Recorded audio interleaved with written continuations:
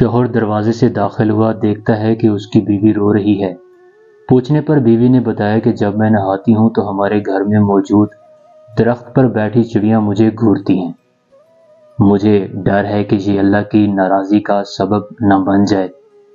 شوہر نے اپنی بیوی کی پاک دامنی اور خدا خوفی پر رشک کرتے ہوئے اس کو ماتھے پر چوما اور کلہاڑا لے کر اس گناہ کا سبب بننے والے درخت کو کاٹ ڈالا۔ ہفتہ بعد وہ کام سے ذرا جلدی گھر کو لوٹا، کیا دیکھتا ہے کہ اس کی بیوی اپنے آشنا کے باہوں میں سو رہی ہے۔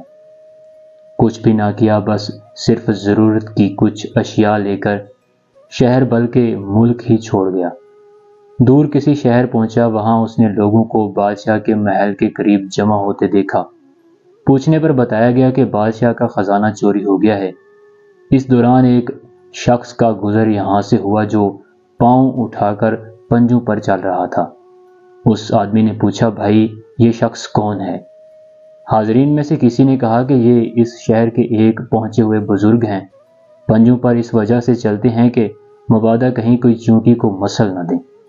یہ سنتے ہی آدمی چلانے لگا کہ چور مل گیا، چور مل گیا، مجھے بادشاہ کے پاس پہنچا دو۔ لوگ اسے بادشاہ کے پاس لے گئے۔ آدمی نے لپک کر بادشاہ کو کہا کہ بادشاہ سلامت، آپ کا خزانہ شہر کے اسی بزرگ نے چوری کیا ہے۔ بادشاہ سمیت تمام لوگ حیران ہوئے۔ آدمی نے یقین دلاتے ہوئے کہا کہ اگر وہ چور نہ نکلا تو میرا سر حاضر ہے۔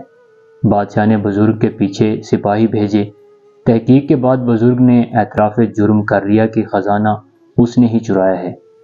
بادشاہ نے اس آدمی کو مخاطب کرتے ہوئے کہا کہ تم نے کیسے پہچانا کہ یہی چور ہے؟ آدمی نے جواباً کہا کہ جب احتیاط میں انتہائی مبالغہ سے کام لیا جائے اور فضیلت کو بھی انتہائی درجہ بڑھا چڑھا کر بیان کیا جائے اور اپنایا جائے تو سمجھ لیں کہ کچھ گڑبڑ ہے، بلکہ یہ اپنے گناہوں پر پردہ ڈالنا ہے۔